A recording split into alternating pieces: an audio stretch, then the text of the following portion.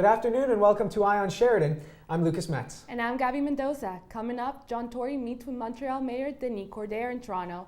The Liberals have left the door open for craft brewers in Ontario, and town in Tunisia, once used for the Star Wars films, is now being used by ISIS. But first, the mayors of Canada's two largest cities had their first formal meeting this morning in Toronto. Montreal Mayor Denis Coderre was at City Hall earlier today to meet with John Tory to discuss transit, hockey, and how their cities can work together. We have agreed, the two of us, that we are going to build on, again, previous pieces of paper that have been put in place, but I'm not sure there was really any meat behind them in terms of very specific areas in which we could cooperate. And we've agreed that we will conclude and sign an agreement when I visit Montreal in the coming months that will talk about very specific areas in which we can work together. We feel that we can all put our strength together to make a difference at the social level, at the economic level, at the governance level. Coderre's relationship with Tory is already substantially better than his relationship with Tory's predecessor, Rob Ford. Coderre is speaking at the Toronto Region Board of Trade this afternoon. The drug trial for a friend of former Toronto Mayor Rob Ford is expected to begin today after a false start. Yesterday's hearing was called off when Alexander Sandro Lisi failed to show up in court because he was sick. Police charged Lisi and co-accused Ramshid Bahrami with trafficking in marijuana and possessing the proceeds of crime. The charges were laid back in October 2013 as a result of an investigation into a video of Ford apparently smoking crack cocaine. The Crown is expected to start presenting its evidence later today. Foreign Affairs Minister Rob Nicholson held a news conference in Ottawa this morning regarding Canada's involvement in the Islamic State conflict. As you heard or didn't hear yesterday, in the House of Commons there was no mention whatsoever of the threat of ISIL to Canada. And I was very disappointed, quite frankly, to hear that there was no recognition that we are a target as well. He claims Canada has legal justification to launch airstrikes against ISIL targets in Syria due to the Syrian government's unwillingness to launch their own. MPs will begin debating the motion to expand and extend Canada's involvement against the Islamic State tomorrow. Stephen Harper remains Canada's preferred choice for Prime Minister according to the latest Nano polls. Harper also holds a slim advantage over Liberal leader Justin Trudeau in the political leadership qualities category. Despite this, the Liberals continue to score higher than the Conservatives overall. Toronto's Executive Committee met today to discuss expanding gaming options at the Woodbine Racetrack. City Councillor James Pasternak reminded City Council about the potential for job creation in the area. With these 3 points in mind, the motion applies to the Woodbine site only. There's already significant gaming at Woodbine, and Woodbine is the employment anchor in one of the most economically challenged areas of the city and is already a major entertainment centre. The analysis consisted of technical planning, merits, and risks of expanded gambling at the racetrack. The move comes nearly 2 years after City Council voted against a downtown Toronto casino and Woodbine expansion. Transportation Minister Stephen Del Duca says Toronto commuters need to do their part to ease traffic congestion for this summer's Pan Am Games. 20%. I don't feel well. Sheridan College. Suggestions include public transit and carpooling. This year's games will bring hundreds of thousands of people commuting to the game sites via the already busy Toronto area highways. The province says a 20% reduction of traffic would be ideal to prevent frequent delays and congestion. Metrolinx hopes to curb a lack of parking spots at Milton Go by offering bus service that picks up riders at or near their homes. Starting April 13th, people will be able to book a ride to the station in the mornings and evenings through a phone app. Bus fare is expected to cost $1.95. The one-year pilot project is slated to cost Metrolinx and the town of Milton $125,000. And now we'll head over to Ryan Rossell at the Davis campus to find out about some cool technology nursing students are using. Ryan? Thanks, Lucas. I'm here at Sheridan College's Davis campus at the Practical Nursing program to find out what students are working with at their cutting-edge technology to better prepare themselves to work with real-life humans in the near future. I don't feel well. Sheridan College's Davis campus is home to the Practical Nursing program, a program that has seen some pretty awesome features implemented over the past few years, but none cooler than their computerized mannequins. So the mannequins breathe, they blink, they have pulses that you can feel with your fingers, they have bowel sounds, we can make them talk and say different things.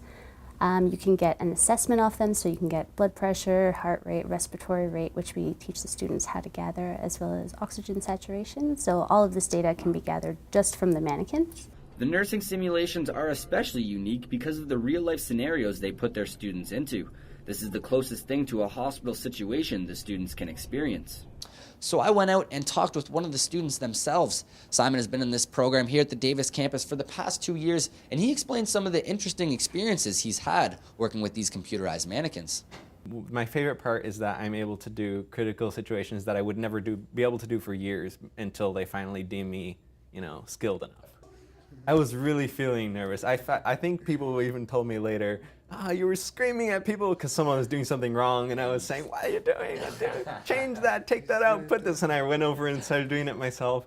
Simon and other nursing students are getting the hands-on experience they want to better prepare themselves for the real hospital world. Soon, they'll be applying these skills and helping real people. Thank you. That helps. And it really is a great program that they have here for the practical nursing students. It looks a lot more like a hospital than an actual classroom itself, with a lot of great supplies in here for the students to work with, including my friend here, Bernie the mannequin, having a little bit of a rough day today, but I'm sure by the end of the day, the nursing programs here at Davis campus will have him looking as good as new. Live at Davis campus at Sheridan College, I'm Ryan Rossell for EyeOnSheridan. Back to you guys. Postmedia's deal to buy Sun Media's English language newspapers and digital properties for $316 million will be finalized in the coming weeks. The Competition Bureau says it doesn't think the deal will lessen or prevent competition. The deal includes 175 newspapers, including the Sun chain of daily newspapers. Canadian dating website Plenty of Fish has been fined $48,000 for violating the CRTC's anti-spam legislation. Complaints were filed against POF for sending newsletter emails that did not have an easy-to-find unsubscribe option. The fine was paid this afternoon. Now for an early look at your forecast, here's our weather expert, Nathan Keycard. Thanks, Gabby. As you can see, we are currently experiencing some light showers. But not to worry, it's a lot warmer today than it was yesterday. But this raises the final question. Is spring really on the way? I'll have a look at your full weather forecast later on today. Now, back to you guys. Thanks, Nathan. And now we're going to head over to Jared for our sports update. Jared, what's it look like? There's big news coming out of Los Angeles as Steve Nash has officially retired from the game of basketball. And after that, we'll find out if the Dinos were able to pull out a victory after a nail-biter in Detroit last night. That's all from me. Now over to Danielle for entertainment. Angelina Jolie reveals second cancer surgery. Fox hit TV show Empire is at center of legal battle over its name. And could Beyoncé be the leading lady in Bradley Cooper's directorial debut? All coming up on entertainment. Now, back to the studio.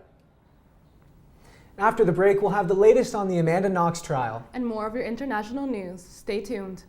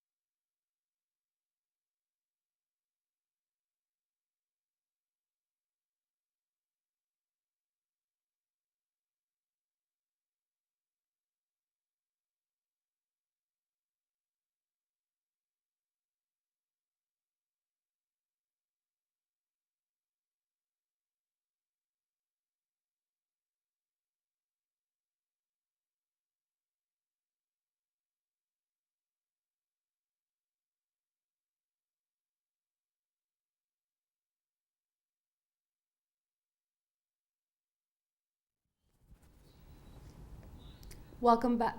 Welcome back to EyeOnSheridan. Prime Minister François Hollande says search teams have found the casing of the flight recorder from the German airliner that crashed yesterday in the French Alps. And a second black box is being looked for. Its outside frame has been found, but unfortunately not the black box itself. Earlier today, French investigators opened the cockpit recorder of the Germanwings Airbus 320. After investigating the audio, they still don't know what caused the crash. The box records all conversation between the pilots and ground control, as well as any noises from the cockpit. A key piece to the investigation is figuring out what happened at 10:30 a.m. local time, when air traffic controllers lost contact with the plane. German officials say there's no evidence of foul play. Italy's court has postponed a ruling on Amanda Knox's murder conviction Friday. The court met Wednesday to examine the verdict that found Knox and her ex-boyfriend Raffaele Solicito guilty of killing British student Meredith Kircher. Judges will either uphold one or both of the murder convictions or send the entire case back to the appeal stage, which could eventually see the pair acquitted. The bail hearing for former Guantanamo Bay inmate Omar Kadar continues today in Edmonton. Back in 2010, when Kadar was 15, he pleaded guilty to 5 war crimes charges, including the murder of an American soldier in Afghanistan. If released on bail, Kadar plans to live in Edmonton with one of his lawyers, and a university has agreed to let him enroll as a student. Tunisian town Tataouine, which inspired the Star Wars location Tatooine, has become the center of a fight against ISIL. While Tusken Raiders and Sarlacc pits no longer pose a threat to Luke Skywalker's fictional home planet, it has been deemed a danger to tourists by the British Foreign and Commonwealth Office. The town is a common stopping point for jihadists trying to cross the Libyan border 60 miles to the east. 6 people were killed and more than 30 were injured today in a suicide bomb attack in the Afghan capital, Kabul. Sources say the bomber was traveling in a vehicle rigged with explosives before he detonated near the presidential palace. It's unclear what the specific target was. Afghanistan's President Ashraf Ghani, who is currently in Washington, D.C., has condemned the attacks. Paris-based satirical magazine Charlie Hebdo will be honored by a famed literary and human rights organization this spring.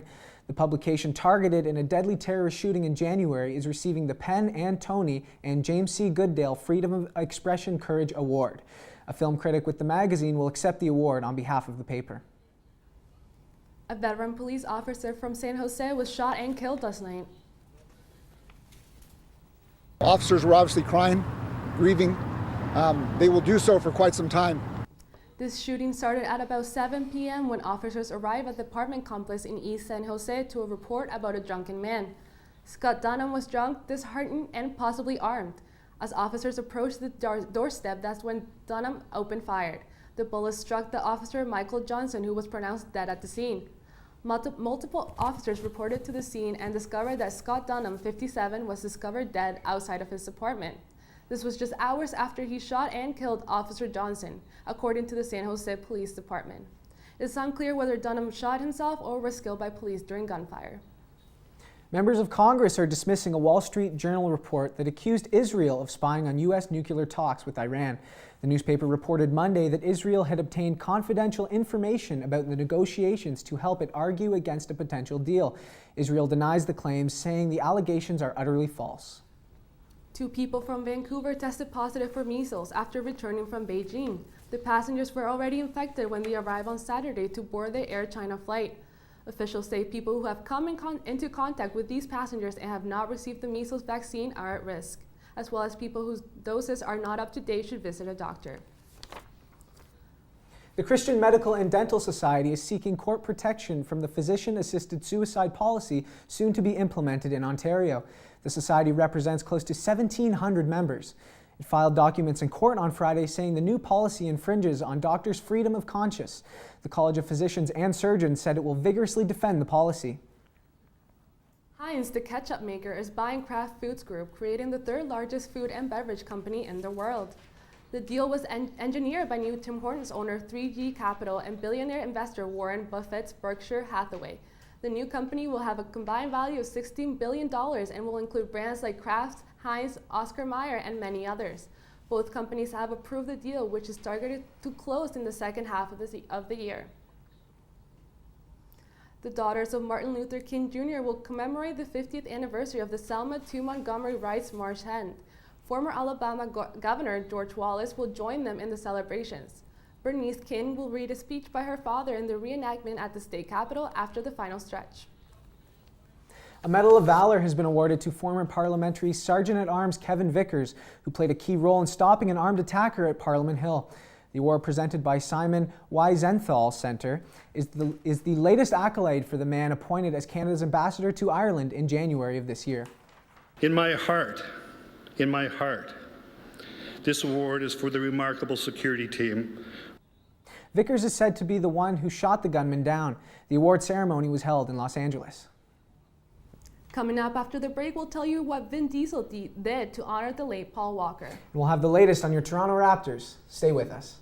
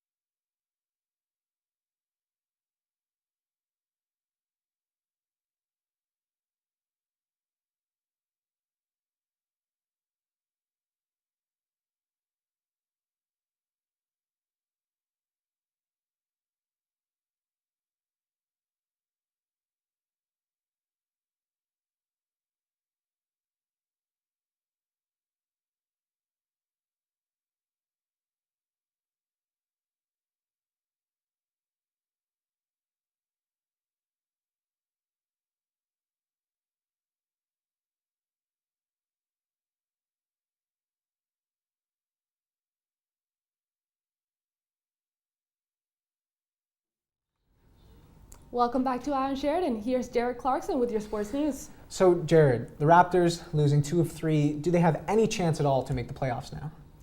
Well, Lucas, I mean, the playoffs will have to wait another day for the Toronto Raptors.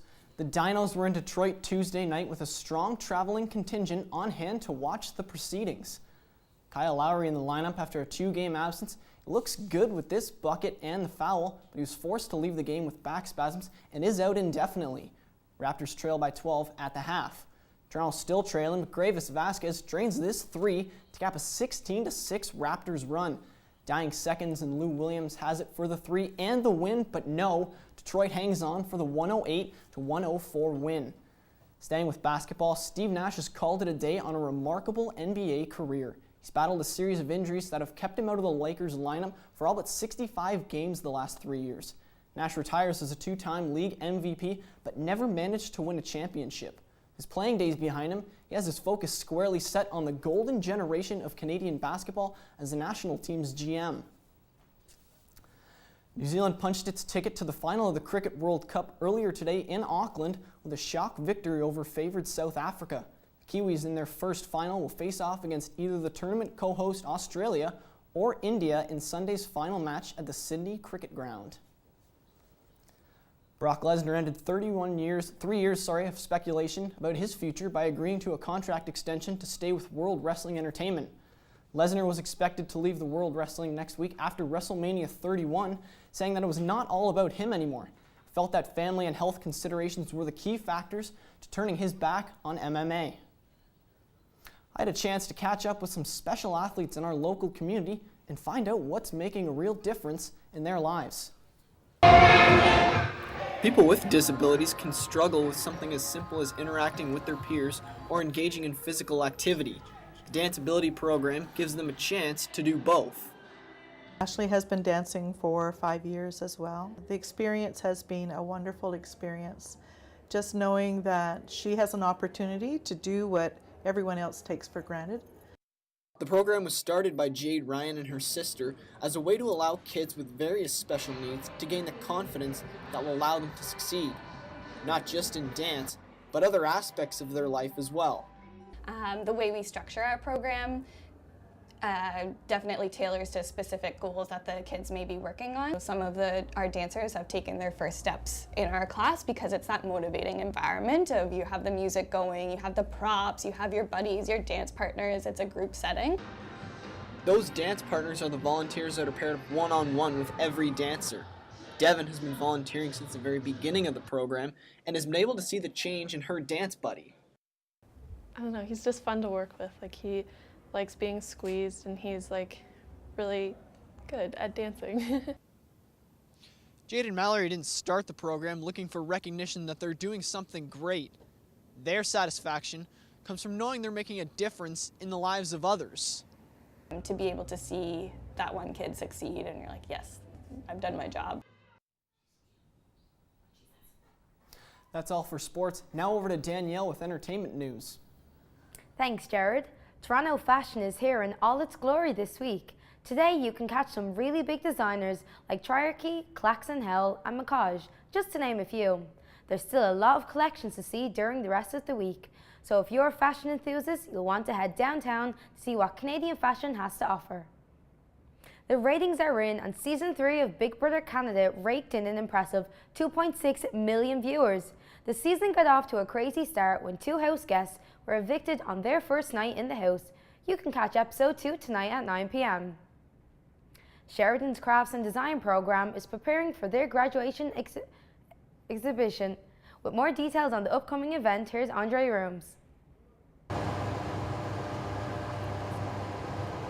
With graduation only a few weeks away, students in the Craft and Design program are putting the finishing touches on their projects, prepping for the end of the year showcase. You have the option to do whatever you want. So if you want to make sculptures, you make sculptures. If you want to keep using pottery, like a wheel or something, you do that. So you have the freedom that you want. So I'm going to make a plaster mold of it, and then I will have the reverse now.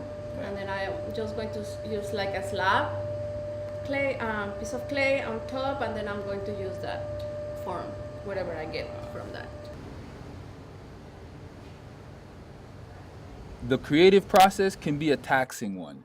Hard work and dedication are the difference makers. We're very passionate about what we do. We have to be because of what we're doing, and to hear what people think, whether they like it, they dislike it.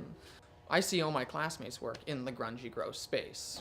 So, and to see their work out, it's like, wow, I am surrounded by real talent. Arts and crafts play a role in our everyday lives. Whether it's a thought-provoking piece that helps design a room, or something a little bit more functional. Either way, the end result is usually something special. The Craft and Design exhibition begins April 25th, so mark it on your calendar and make sure you attend. For EyeOnSheridan, I'm Andre Rooms. Empire's first season wrapped up with a major rating success as the numbers increased for each show. The soundtrack has even turned into a chart-topping album, but that has a San Francisco-based record label in an uproar. Empire Distributions is suing Fox Network for $8 million. The label claims the show title is causing confusion with its artists, but Fox filed a trademark lawsuit declaring it has every right to keep the title the way it is. Many people had their doubts about casting young Jesse Eisenberg as Lex Luthor, but after Entertainment Weekly released a photo of Eisenberg in character, his sinister and villain-like appearance was convincing enough. The new Batman vs. Superman movie is set to be released next year. Another star will appear below your feet, if you live in Hollywood, that is. Will Ferrell is receiving Hollywood's 2,547th star. Ferrell, his wife and 3 kids were all there for the star's unveiling. The Step Brothers star is one of Hollywood's most notorious comedians, and his new movie Get Hard will be released this Friday. Hearts of teenage girls around the world are broken as Zayn Malik announces he has quit chart-topping boy band One Direction after 5 long years. He said he wanted to have more of a normal private life. The remaining 4 bandmates respect his decision and plan to continue as a 4-piece for their world tour and record their 5th album later this year. 3-time Oscar nominee Bradley Cooper is in negotiation to direct the remake of A Star is Born. This would be the actor's directorial debut, and there's already speculation Beyoncé is set to play his leading lady. The movie is about a young actress in Hollywood who dreams of making it big. The 1976 version of the film starred Barbra Streisand and Chris Christopherson. Paul McCartney, The Weeknd and Sam Smith are just a few of the artists set to perform at Lollapalooza. The lineup was revealed early this morning with 130 more artists set to hit the stage. Lollapalooza founder Perry Farrell said the 3-day festival will be taking place this summer in Grant Park in Chicago. 2 years after having a double mastectomy Angelina Jolie has had her ovaries and fallopian tubes removed to minimize her risk of developing ovarian cancer. The actress carries a mutation of BRCA1 gene, which increases the risk of breast and ovarian cancer. She lost her mother, grandmother, and aunt to the disease. Jolie says she's now in menopause and can't have any more children as a result of the surgery. Vin Diesel has made a very special tribute to keep his friend and fellow actor Paul Walker's memory alive. The Fast and Furious actor named his newborn baby girl Pauline after Paul. Walker died in 2013 in a car crash while on a break from shooting a new Fast and Furious movie. The newest movie, Furious 7, will hit theaters on April 3rd and is dedicated to Walker himself. That's all for entertainment. Back to Gabby and Lucas in the studio. Thanks, Danielle. So let's just talk about the elephant in the room for a second. Not even the elephant, it's cool to say the least.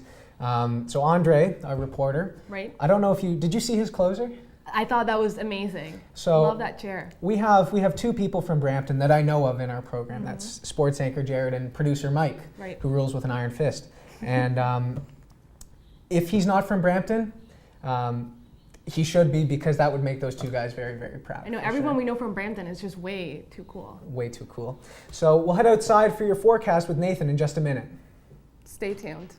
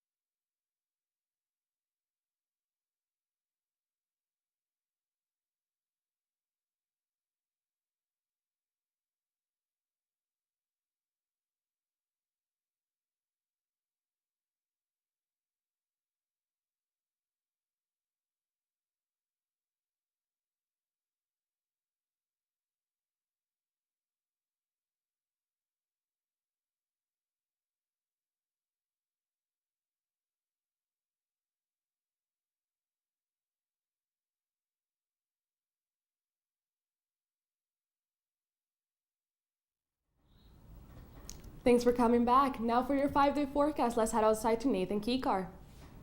Yes, Gabby, we are currently experiencing some light drizzles, as you can see, and that will carry on through the evening. So make sure you have those umbrellas close by to you. Sheridan, we are currently sitting at 3 degrees at the moment, and now let's take a look at your 5-day forecast. Thursday brings us a mix of precipitation with a high of 3 and a low of -9. On Friday, expect scattered flurries with a high of -1 and a low of -5. Now over to the weekend. On Saturday, we'll have mainly sunny skies with a high of 0 and a low of -8. Sunday brings us wet flurries with a high of 3 and the low being -7. Monday brings us mixed precipitation with a high of 4 and a low of -1. Even though we are experiencing lower temperatures than normal, spring is on its way. So that means strap those rain boots on and stay away from the puddles, because snow is going to start to accumulate to water. Now, back to you guys in the newsroom. Thanks, Nathan. Golden Retrievers are known for being a little ditzy, and Fritz the dog only adds to that stereotype. Fritz's owner posted this compilation video on YouTube of the dog failing to catch random food items like donuts and pizza. Poor guy. Hopefully he figures it out soon. That is a cute dog. How cute is that? I wish I had a dog like this. Wait, what is that? Is pizza? It's pizza now. See, I like pizza, and I would take a pizza in the head any day. What is it, a fry now? Poor dog can't even catch a fry. I don't like McDonald's, so it's not for me. Oh, no, do you get that? Wow, Oh, that's a real skill, though. Like, just by the neck, like just this tiny bit. That's amazing. Very amazing. And that does it for this edition of EyeOnSheridan. I'm Gabby Mendoza. And I'm Lucas Metz. Be sure to follow us on Twitter. We'll see you next week. Boom.